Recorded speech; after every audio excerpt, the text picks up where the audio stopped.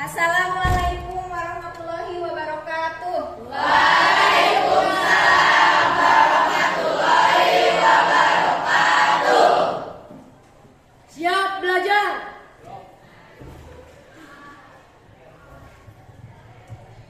Ya, bagaimana kabar kalian anak-anak? Alhamdulillah, luar biasa. Allahu Akbar. Ya, terima kasih.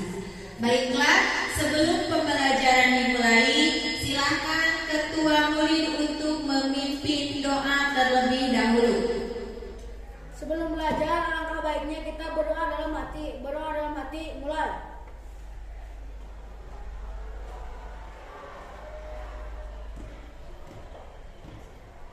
Berdoa selesai.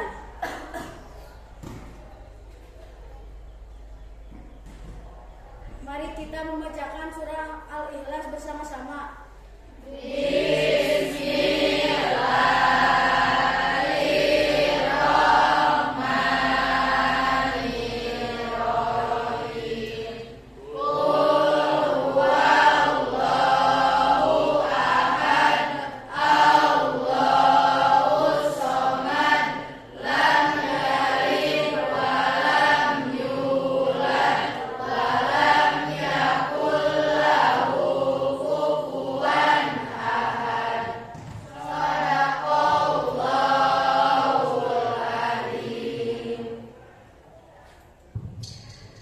Selanjutnya Ibu akan mengabsen terlebih dahulu. Hari ini hari Sabtu, tanggal 27. Ya.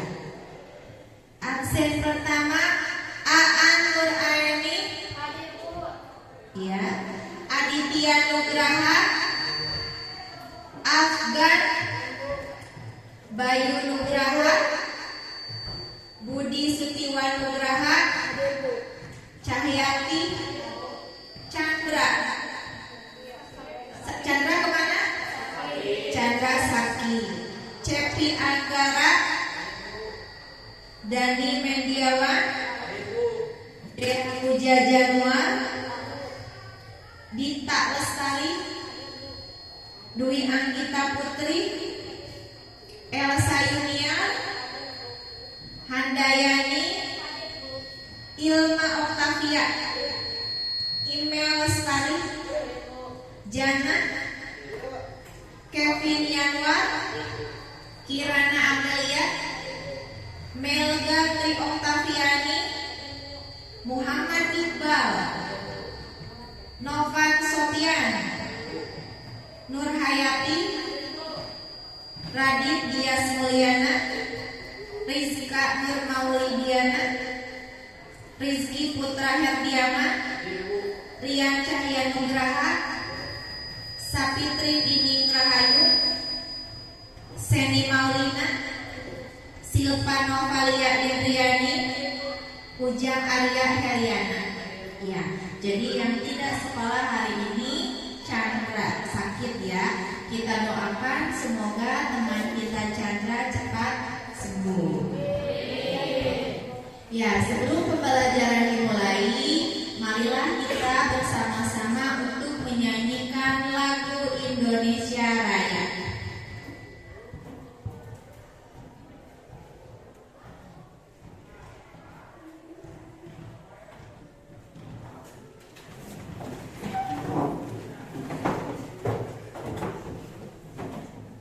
Marilah kita semua menyanyikan lagu Indonesia Raya. 1, 2, 3. Indonesia tanah airku.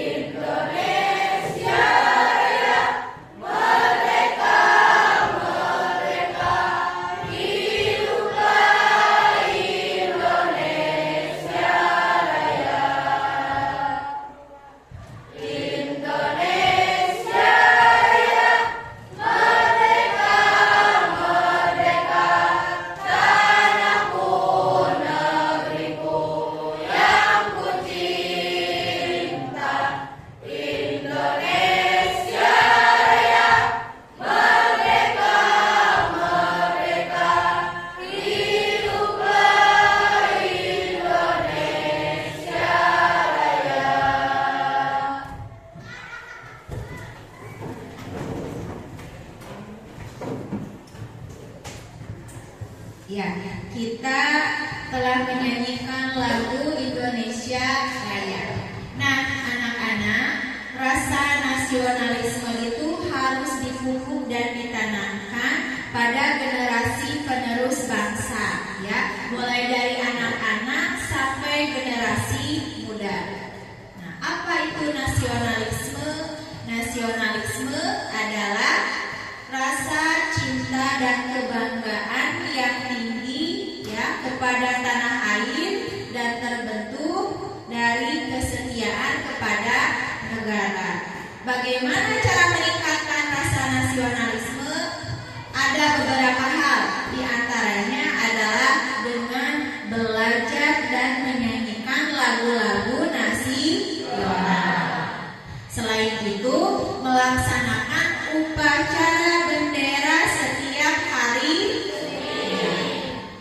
Senin di sekolah. Begitu juga dengan hari-hari nasional seperti 17 Agustus dan Sumpah Pemuda. Nah, minggu kemarin kita telah melaksanakan upacara bendera Hari Nasional pada tanggal 17 Agustus diperingati sebagai hari apa? Hari Kemerdekaan Indonesia. Ya, benar ya, Hari Kemerdekaan Republik Indonesia yang keberapa tahun? 77. Yang ke-77. Kalau Hari Sumpah Pemuda diperingati setiap tanggal 28 Oktober. Pada setiap tanggal 28 Oktober. Selanjutnya, masih ingat tentang pembelajaran minggu kemarin? Kita masih membahas materi tentang teks berita, ya. Di antaranya adalah tentang pengertian berita. Siapa yang masih ingat tentang pengertian berita? Ayo angkat tangan. Ya, coba kirana apa pengertian berita? Baca yang keras. Informasi, warta, pengetahuan terbaru tentang suatu kejadian atau peristiwa. Ya, berita itu tentang kejadian atau peristiwa. Benar ya? Tepuk tangan untuk Kirana. Ada yang masih ingat tentang sumber berita apa saja? Coba acungkan tangan. Siapa? Coba Silva. Sumber berita apa saja, Silva? Sumber informasi lisan, contohnya televisi, radio, ceramah, pidato, seminar, hasil wawancara, rekaman video, dan sebagainya. Sumber informasi tertulis, contohnya buku, jurnal, makalah, koran, karya tulis ilmiah, skripsi, artikel, dan sebagainya. Ya, benar ya.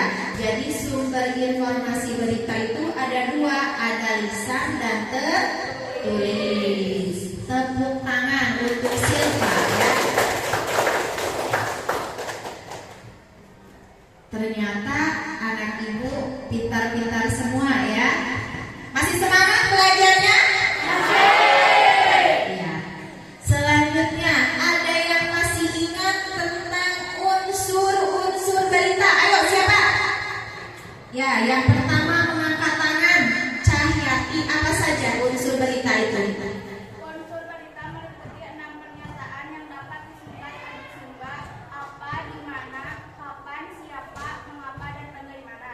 Ya, benar. Tepuk tangan untuk Cahyati ya. Satu lagi. Tadi pengertian sudah, sumber informasi sudah, terus unsur berita sudah. Nah, sekarang yang ibu ingin tanyakan tentang ciri-ciri berita. Ayo, siapa yang bisa? Ya, coba yang di belakang Anggi, apa saja ciri berita? Baca yang keras. Ciri-ciri teks berita diantaranya adalah faktual, aktual, unik, dan menarik, berpengaruh bagi masyarakat luas, objektif, terdapat waktu dan tempat kronologi kejadian, bahasa baku, sederhana, dan komunikatif. Ya, benar. Tepuk tangan untuk Anggi. Jadi ciri berita itu diantaranya harus faktual atau fakta. Artinya harus benar-benar terjadi. Nah, pada pembelajaran hari ini kita akan akan belajar tentang struktur dan kaidah kebahasaan teks berita. Nah, sebelum lanjut ke materi, apa sih manfaat kita belajar teks berita? Ya, teks berita itu merupakan teks yang berisikan kejadian, peristiwa dan informasi yang sedang terjadi atau sudah terjadi. Lalu, apa sih manfaat teks berita? Nah, yang pertama, belajar teks berita itu bisa membantu seseorang untuk melatih bahasa Indonesianya. Hal ini dikarenakan karena teks berita menggunakan kata baku baik dan benar. Yang kedua, seseorang yang membaca teks berita secara rutin, itu akan bisa membedakan mana berita yang fakta dan mana berita yang palsu. Dan yang ketiga, belajar teks berita itu bisa memberikan manfaat membaca cepat. Jadi itu manfaat yang dapat kalian ambil dalam kehidupan sehari-hari, ya. Nah, untuk pembelajaran hari ini kita akan belajar tentang teks berita mengenai struktur dan kaidah kebahasaan teks berita. Tujuan pembelajarannya yaitu peserta didik yang pertama peserta didik harus dapat menganalisis struktur berita meliputi kepala berita. Yang kedua, peserta didik dapat menganalisis struktur berita meliputi tubuh berita. Yang ketiga, peserta didik dapat menganalisis struktur berita meliputi ekor berita. Dan yang keempat, peserta didik dapat menganalisis kaidah kebahasaan teks berita. Sekarang kalian simak PowerPoint ya.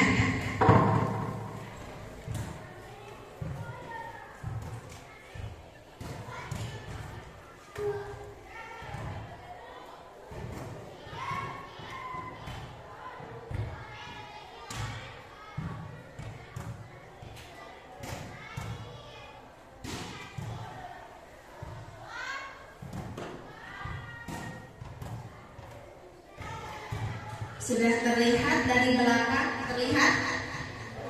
Ya, sekarang kita akan belajar tentang struktur dan kaidah kebahasaan teks berita. Nah, ini untuk tujuan pembelajarannya dan indikator pencapaian kompetensi. Selanjutnya, tujuan pembelajaran. Nah, tadi Ibu bilang struktur berita itu ada 3 bagian. Kalian bisa lihat di layar di sini ada yang disebut dengan piramida terbalik. Di buku paket juga ada. Silakan kalian cari di buku paket ya.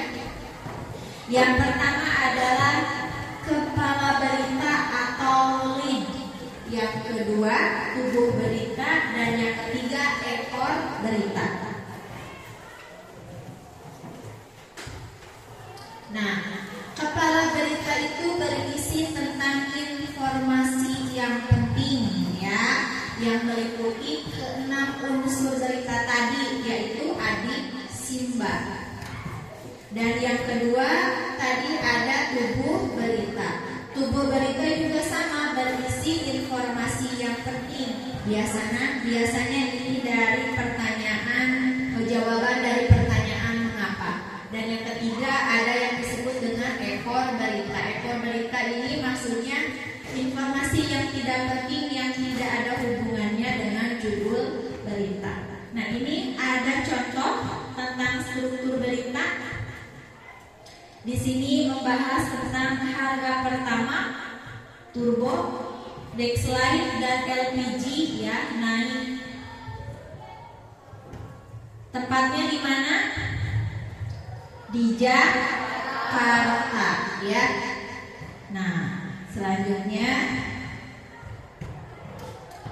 ada yang dimaksud dengan kaidah kebahasaan teks berita. Yang pertama ada yang disebut dengan kata baku ya. Nah, di dalam teks berita ini ada yang disebut dengan kata baku dan tidak baku. Kalau kata baku itu kata yang sesuai dengan Kamus Besar Bahasa Indonesia yang telah disempurnakan ya. Yang kedua, ada yang disebut dengan kalimat langsung. Ada kalimat langsung, ada kalimat tidak langsung. Kalau kalimat langsung biasanya ditandai dengan tanda kutip ya. Artinya itu orang sedang berbicara ya. Kalau kalimat tidak langsung berarti sebaliknya. Yang ketiga, ada yang disebut dengan konjungsi bahwa atau kata penghubung bahwa. Yang ketiga ada kata kerja mental. Ya, yang dimaksud dengan kata kerja mental di sini adalah kata kerja hasil pemikiran. Coba dibuka di buku paket halaman 16. Apa saja contoh kata kerja mental? Sudah menemukan? Apa saja katanya kata kerja mental?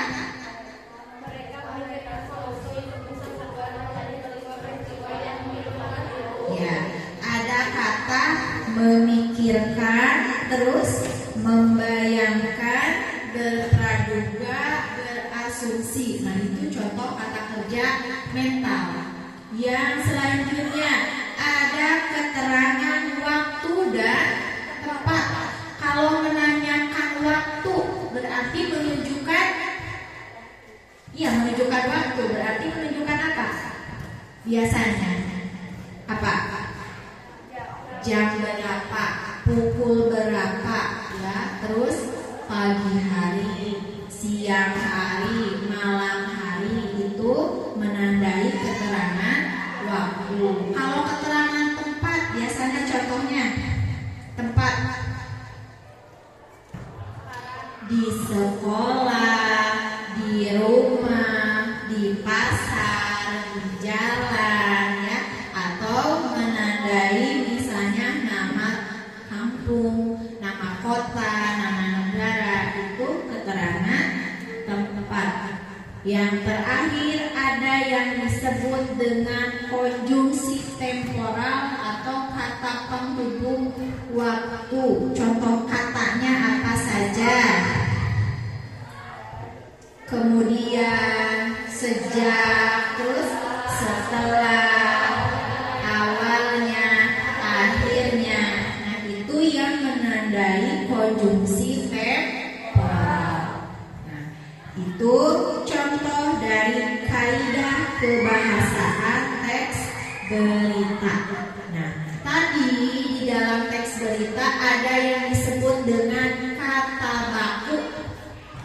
Kata baku adalah kata yang digunakan sesuai aturan atau kaidah ya berbahasa Indonesia yang sudah ditentukan sebelumnya, yang penggunaannya sudah sesuai dengan ejaan dan aturan pedoman bahasa Indonesia yang baik dan benar, atau sesuai dengan KBBI. Apa KBBI?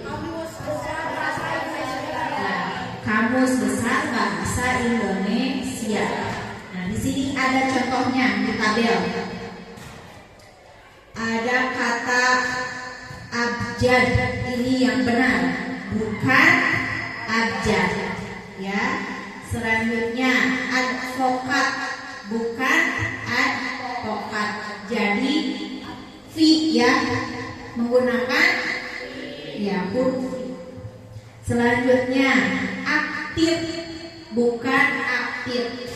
Jadi perbedaannya ada di huruf. Kalau yang baku itu menggunakan huruf F ya. Kalau yang tidak baku P biasa. Jadi pengucapannya pun berbeda. Aktif, jadi bibirnya ditipiskan ya. Aktivitas, bukan aktivitas. Jadi penggantian huruf V V dan F ya. Itu contoh kata baku dan tidak baku. Ada yang ditanyakan tentang struktur dan kaidah kebahasaan? Sudah mengerti? Ya, terima kasih kalau sudah mengerti. Nah, sekarang ada beberapa tugas yang harus kalian kerjakan secara kelompok dan berdiskusi, yaitu kalian harus menemukan atau menganalisis struktur bahasa ya dan kaidah kebahasaan teks berita. Silakan duduk berkelompok dengan kelompoknya masing-masing.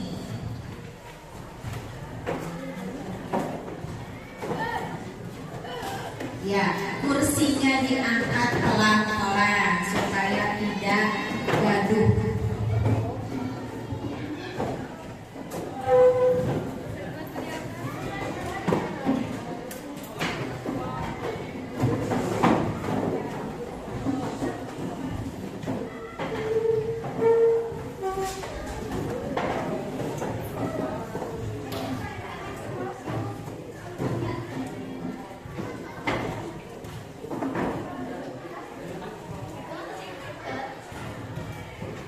Sudah duduk dengan kelompoknya?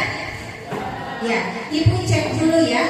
Kelompok 1. Ya. Kelompok 2. Oke. Kelompok 3. Kelompok 4. Kelompok 5. Ya, terima kasih. Nah, sekarang Ibu akan membagikan lembar kerja peserta didik yang harus kalian kerjakan dan diskusikan.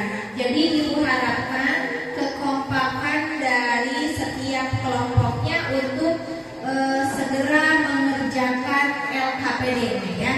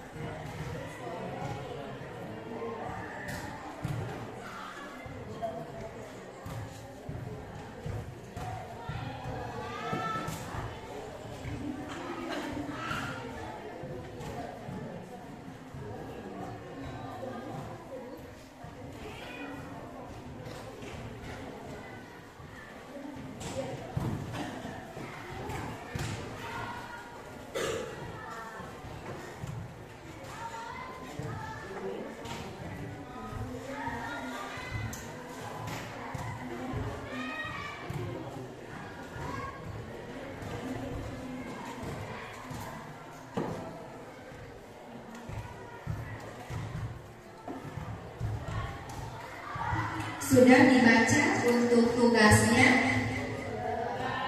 Ya, ya.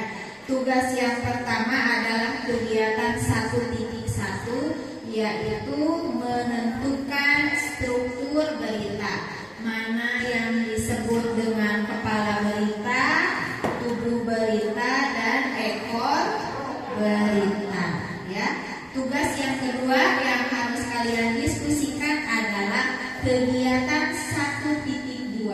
Kalian masih tetap baca di teks yang berjudul Banjir di 6 kecamatan di Kota Bekasi. Lalu kalian jawab pertanyaannya berhubungan dengan kaidah kebahasaan. Jadi kalian tuliskan contoh kalimatnya. Silakan kerjakan. Ibu beri waktu 20 menit, paling lama 20 menit, paling cepat 15 menit. 15 menit. Jadi nanti perwakilan setiap kelompok membacakan atau mempresentasikan hasil kerja kelompoknya. Siap? Ya, silakan berdiskusi.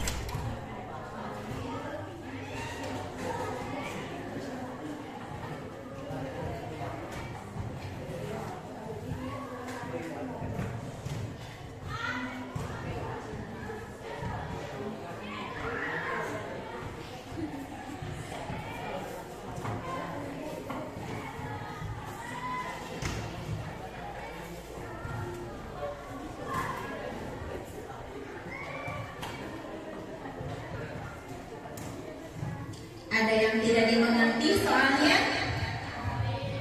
Ada? Ya.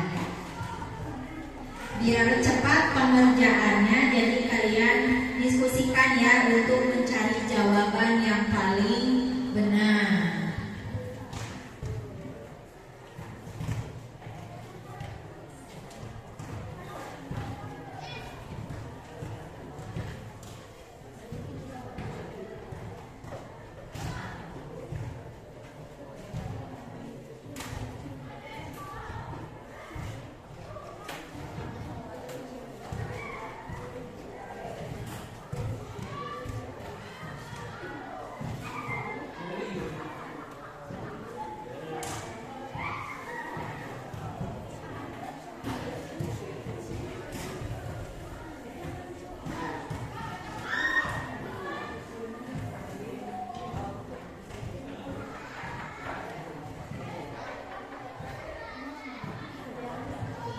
Ya, kelompok 5 bagaimana, ada yang sulit?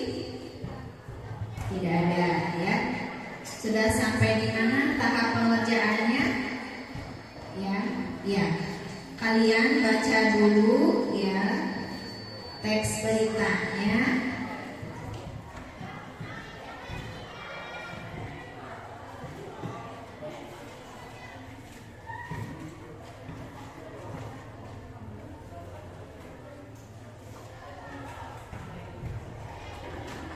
Ya, kalian tentukan kepala beritanya ada di paragraf mana ya.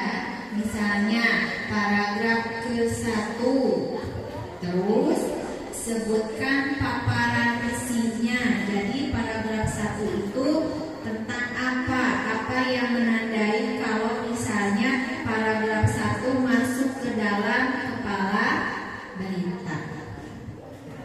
Untuk kegiatan 1.2 itu menentukan kaidah kebahasaan. Teksnya masih sama di teks kegiatan 1.1. Kalian diskusikan mana yang termasuk ke dalam kaidah kebahasaan dan tuliskan contoh kalimatnya.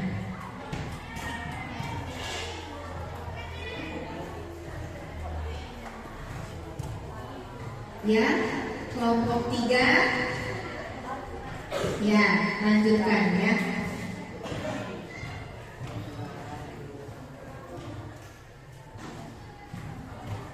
Kelompok 2 sudah sampai mana pengerjaannya? Oh ya, silakan tinggal melanjutkan kegiatan 1.2, menentukan kaidah kebahasaan dari teks yang di kegiatan 1.1 ya. Untuk kaidah kebahasaan kalian tuliskan contoh kalimatnya. Kelompok 1, kelompok 1 hampir sudah selesai ya. Sudah mulai menentukan kaidah kebahasaan. Nanti persiapkan untuk presentasi perwakilan saja ya. Jadi tiap ketua kelompoknya saja yang mempresentasikan jawabannya.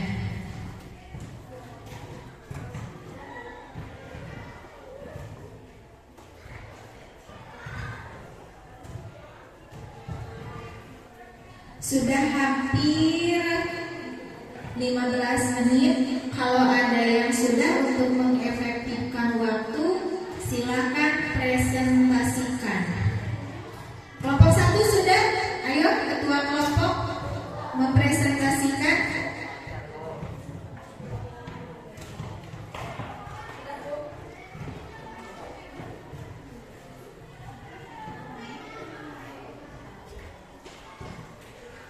Ya, silakan Silva presentasikan.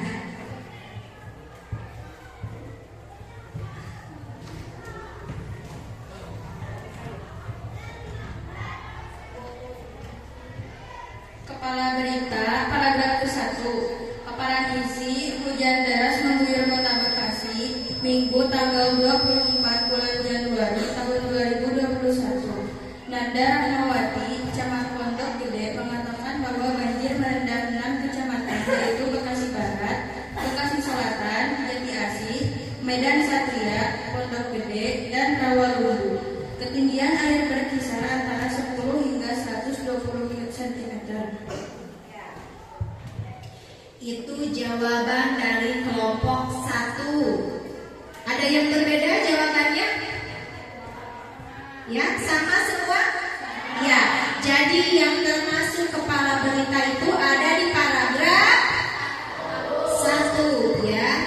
Sekarang silakan kelompok 2 presentasikan hasil diskusinya.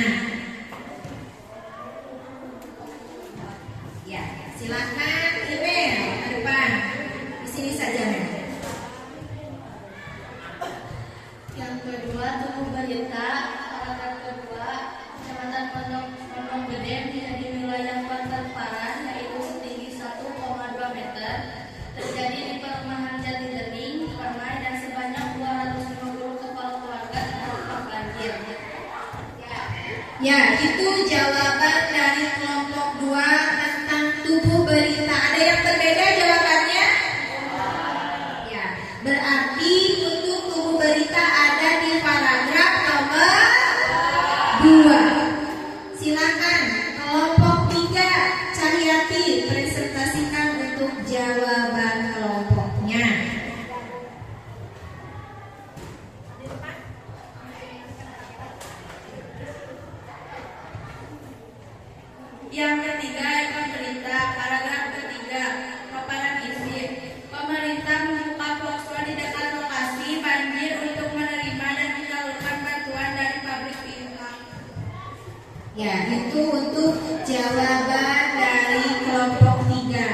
Ada yang berbeda jawabannya? Sama ya. Berarti ekor berita ada di paragraf 3. Selanjutnya kelompok 4 silakan untuk membacakan hasil diskusinya tentang kaidah kebahasaan.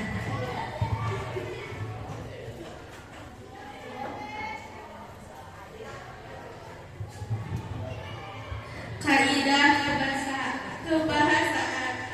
A. Kemampuan bahasa. Contoh, hujan deras mengguyur kota Bekasi sejak Minggu tanggal 24 bulan 1 2012. B. Kalimat langsung. Nanda menunjukkan kecepatan yang terendah yaitu Bekasi Barat, Bekasi Selatan, Jati Asih, Medan Satria, Pondok Gede, dan Rawalumbu. Ya, itu untuk jawaban dari kelompok 4 tentang kaidah kebahasaan. Contoh kalimatnya ada yang berbeda? Sama? Ya, jadi untuk kebakuan bahasa contohnya hujan deras mengguyur kota Bekasi sejak Minggu ya. Sekarang kelompok 5 silakan presentasikan ke depan. Kirana.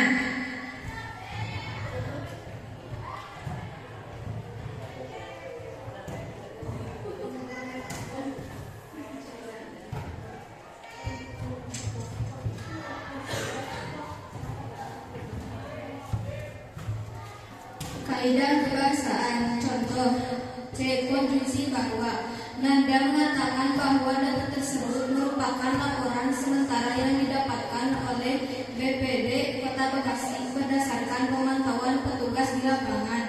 D. Konjungsi temporal. Contohnya hujan deras mengguyur Kota Bekasi sejak Minggu tanggal 24 bulan Januari tahun 2021. Ya, terima kasih kelompok 5. Jawabannya ada yang berbeda? Sama ya. Jadi contoh untuk konjungsi bahwa, konjungsi temporal, keterangan waktu, dan kata kerja mental. Nah, sekarang ada yang ditanyakan tentang tugas hari ini? Sudah paham? Ya, terima kasih. Nah, setelah ini kalian akan mengerjakan evaluasi untuk pelajaran tentang struktur dan kaidah kebahasaan. Nah, nanti di akhir pembelajaran Ibu akan memberikan reward berupa nilai sempurna yaitu 100 untuk kelompok yang aktif diskusi ya. Nanti Ibu umumkan. Jadi kelompok siapa nih ya yang akan mendapatkan nilai yang sempurna. Nah, sekarang silakan ketua kelompok kumpulkan LKPD-nya ke depan.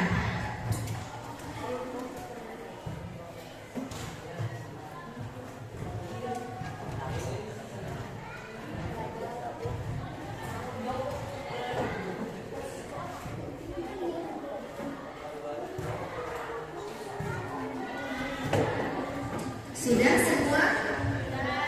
Ya.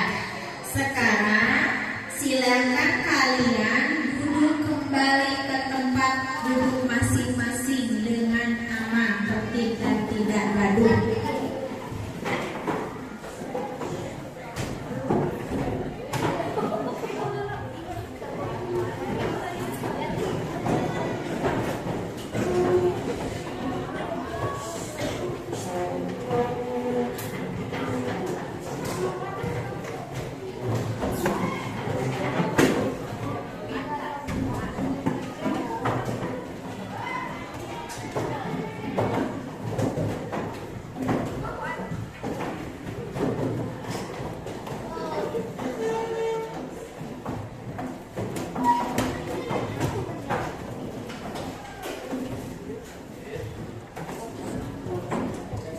Nah, untuk soalnya kalian bisa lihat di depan. Ada 5 pertanyaan, ya. Jawablah pertanyaan berikut dengan benar dan Nomor 1, jelaskan struktur teks berita tentang orientasi berita.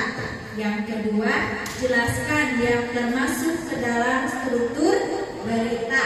Yang ketiga, apa yang kamu ketahui tentang kalimat langsung dan tidak langsung, lalu berikan contohnya. Yang keempat, jelaskan fungsi keterangan waktu dan tempat dalam teks berita. Dan yang kelima, tulislah sebuah berita tentang peristiwa alam dengan memperhatikan struktur berita dan kaidah kebahasaan teks berita. Nah, tentang peristiwa alam, contohnya apa? Gempa bumi, banjir, tsunami, tanah longsor. Nah, itu contoh peristiwa alam. Jadi kalian bebas ya, mau menulis tentang banjir, tentang gempa, tentang tsunami maupun tanah longsor. Silakan kerjakan, nanti dikumpulkan.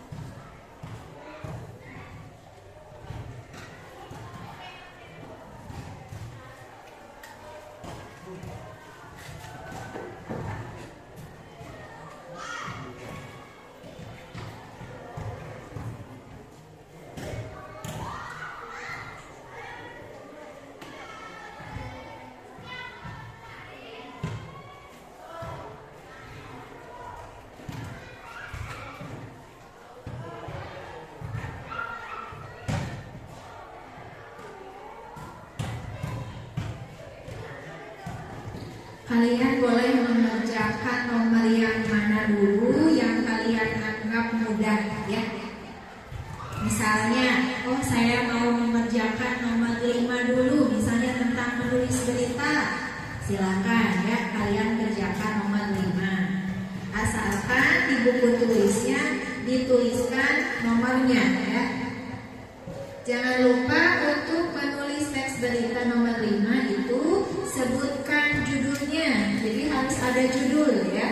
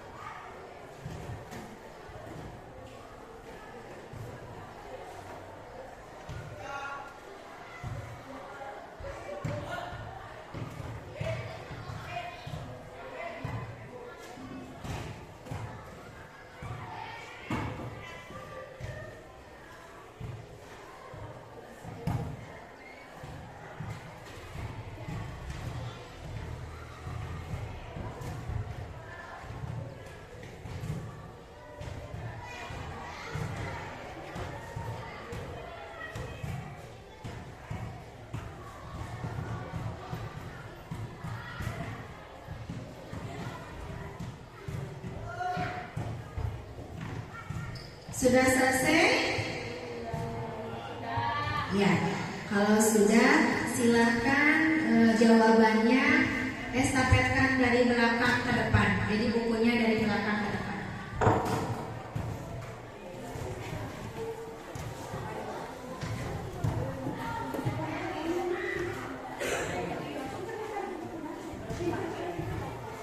Silakan bukunya jawabannya estafetkan ke depan, simpan di meja paling depan ya.